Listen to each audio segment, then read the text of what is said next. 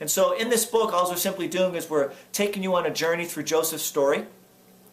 And the book is pivoted upon Genesis 42, the words that Jacob spoke to his sons. There is corn in Egypt. And we just simply want to say to all of you that we have written something to help you think better than the way you're thinking now, to bring you to an awareness, to let you know that for every child of God, there's hope for us in these tough economic times. Don't wait for the government to bail you out. They can't do it. They're showing us by their actions that they cannot do it. They're as financially ignorant as most households in America are today. What we need to do is get a hold of the Word of God, look at the principles of the Word of God, and see how God taught His people to sustain themselves, and then start applying the principles with some works. As it's written in the Word of God, faith without works is dead. So some things that we talk about in the book are, we talk about where economic recovery begins. We talk about your journey and my journey for economic recovery. We talk about how ignorant mindsets will produce starving bellies. We talk about how poverty pursues, a lack of vision.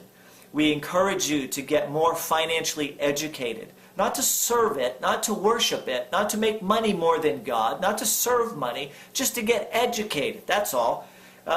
We get educated so we can learn how to drive a car. We get educated so we can learn how to ride our bicycle as a kid. We get educated so we can go to college and get a master's degree in some field that we want to become an expert in. So why shouldn't we become an expert, right, in money?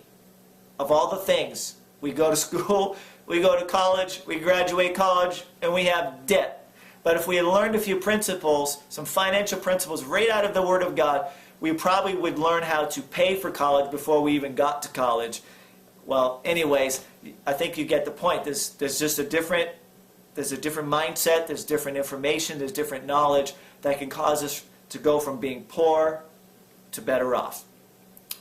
And we also threw in a bonus chapter in this book. The love of money is the root of all evil. That's a great subject of contention amongst both the poor and the rich. So we've thrown in a 10-page chapter at the end of the book in there for your consideration. So again, we thank you for stopping by. The book is for sale, and we hope that you'll take a look at all of the gift offerings that are on the page that you see this video on as we launch this book at Kindle.